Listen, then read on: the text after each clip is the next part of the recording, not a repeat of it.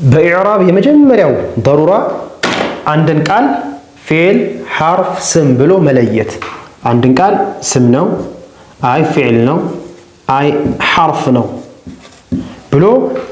የመለየት የመጀመሪያው ضرورة الأولى ይባላል ማለት ነው የመጀመሪያው ضرورة الأولى ይባላል ማለት ነው ለምን ከተባለ ስምን አንድ ሰው ስምን መለየት ካልቻለ ለምሳሌ ይሄ ቃል ስም ነው ይሄ ቃል ፊዕል ነው ሐርፍ ካላለ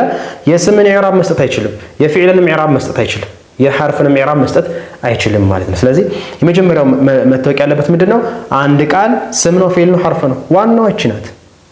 ከዛ ልክ ይሄን ሲሻገር ደግሞ ምን ይቀጥላል ሙዕረብና መብንይ ነው ቃሉ ስም ነው ኦኬ ቃሉ ፊዕል ነው ኦኬ ቃሉ ሐርፍ ነው ኦኬ ከነዚህ ቃላቶች ውስጥ ማን ነው ሙዕረብ ማን ነው መብንይ ከዛ በፊት ግን ኢዕራብስ የምንለው ነገር ምንድነው የሚለው ነገር ስናይ ኢዕራብ ብሎ ማለት የአንድ ቃል ለምሳሌ مثلا محمد او زيد او بيت او مسجد ያሉት ቃላቶች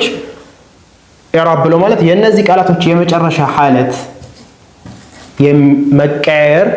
የአንድ ቃል የመጨረሻ ቃል መቀየር ምን ብለን እንጠራዋለን ኢዕራብ ብለን እንጠራዋለን በምክንያቱም የሚቀያየረው ሰሪ ሲገባበት